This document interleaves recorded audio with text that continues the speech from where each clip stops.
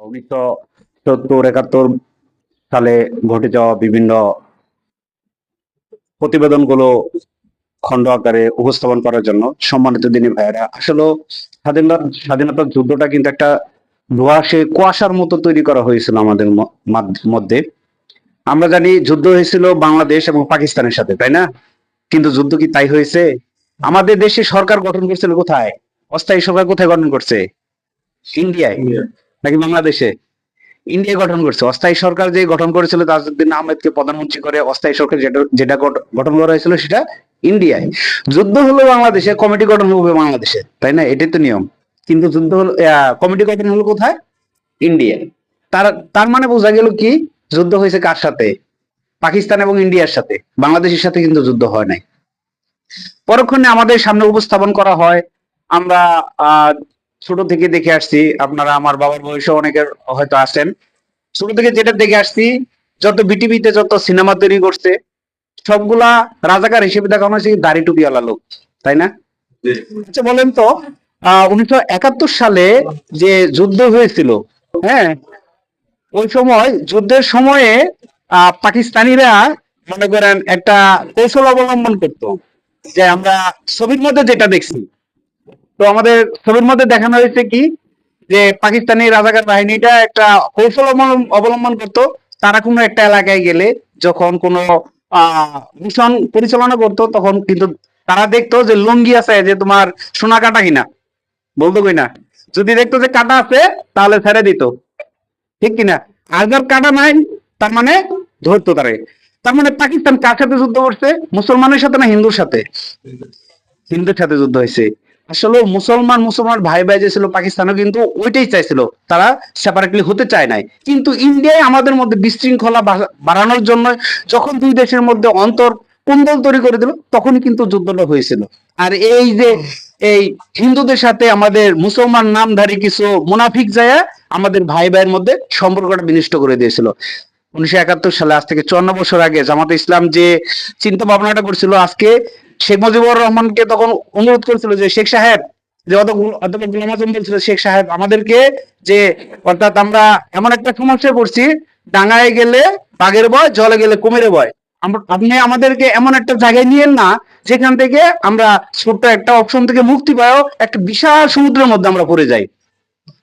আজকে কিন্তু মানুষ তাই হয়েছে। আজকে দেখেন 24 সালে, বিগত 15 বছরে বাংলাদেশকে ইন্ডিয়ার একটা অঙ্গরাজ্য বানাইছে। বাংলাদেশের টেকনাফ থেকে তেতুলিয়া, রূপসা থেকে পাথুরিয়া, তারা এই যে বড় বড় ফ্লাইওভার দেখেন, আমার আপনার ট্যাক্সের টাকাতে বানাচ্ছে, তাই না? এই ট্যাক্সের টাকা দিয়ে এত, মনে করেন কুমিল্লায় বানাইছে বিশাল ফ্লাইওভার, যেটা ইন্ডিয়ার আগরতলা যাওয়ার জন্য। ওইখানে আমাদের কোনো রাস্তাই নাই। তাহলে এটা কার স্বার্থে বানাইছে?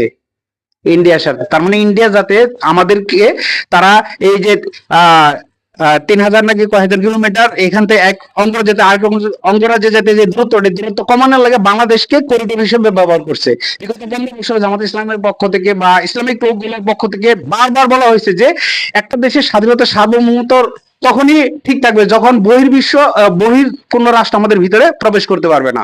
তারা ট্রানজিট দিচ্ছে, করিডোর দিচ্ছে। তারপর সর্বশেষ আইসা জুলাই আইসা তারা কি দিল, যে বাংলাদেশ থেকে ইন্ডিয়ার ট্রেন যোগাযোগ তারা। আর ইন্ডিয়া এটা পরিকল্পনা করেছে বিগত 5-10 বছর ধরে, তারা আমাদেরকে যে 54টা রেলের বগি দিচ্ছে, বিভিন্ন ট্রেন দিতেছে। কিসের জন্য? তাদের এক রাজ্য থেকে আরেক রাজ্যে যোগাযোগ করার জন্য, আমাদের স্বার্থে না। কিন্তু কথা হলো, যখনই মনে করেন তারা যে আমাদের এই সুবিধাটা দিল, হ্যাঁ, সুবিধাটা দিচ্ছে তাদের নিজেদের স্বার্থে, আমাদের স্বার্থে না। কিন্তু তারা নিজেরা যাতে আমাদেরকে ব্যবহার করে, তারা ব্যবহার করে। কিন্তু আমাদের দেখেন, আমাদের বাংলাদেশ থেকে যখন আমরা ভুটান যাই, আমাদের মাত্র 24 কিলোমিটার, তারপরে আমাদের সেরাদ্বীপে যাইতে 7-8 কিলোমিটার। এইগুলো দিলে তাদেরকে যখন রিকোয়েস্ট করা হয়েছে যে এই সীমান্তগুলো আমাদের দেন, তারা কিন্তু দেয় না। তারা বলছে কি, আমাদের সার্বভৌমত্বে আঘাত হচ্ছে, যে তোমরা যদি আমাদের সীমানা পার হয়ে ওই দেশে যাও, আমাদের ওভারটেক করে যাও, তাহলে তো আমাদের সার্বভৌমত্বের জন্য একটা হুমকি স্বরূপ। তারা 24 কিলোমিটারকে হুমকি স্বরূপ মনে করতেছে, আর আমরা 57,000 বর্গ কিলোমিটার রাস্তাকে হুমকি স্বরূপ মনে করি না। এই জন্য বিভিন্ন গবেষকরা কিন্তু তখন বলেছিল যে এখন যদি ইন্ডিয়াকে এই যে ট্রানজিট সিস্টেম দেওয়া হয়, ইন্ডিয়া বাংলাদেশের এক প্রান্ত থেকে আরেক প্রান্তে ট্রেন নিবে, বাস নিবে, তারপরে মালামাল নিয়ে যাবে।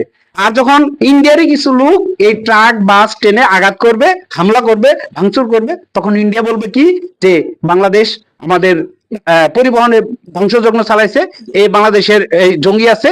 আর আমাদের নিরাপত্তার স্বার্থে ইন্ডিয়ান নাগরিকদেরকে বাংলাদেশের যতগুলো রাস্তা আছে সব রাস্তায় ইন্ডিয়ার পুলিশ বা ওদের যে সেনাবাহিনী আছে একটা নিরাপত্তা ব্যবস্থা দেবে। একটা দেশের ভিতর যদি আরেকটা দেশের নিরাপত্তা আসে, এই দেশের সার্বভৌমত্ব থাকে? থাকে না।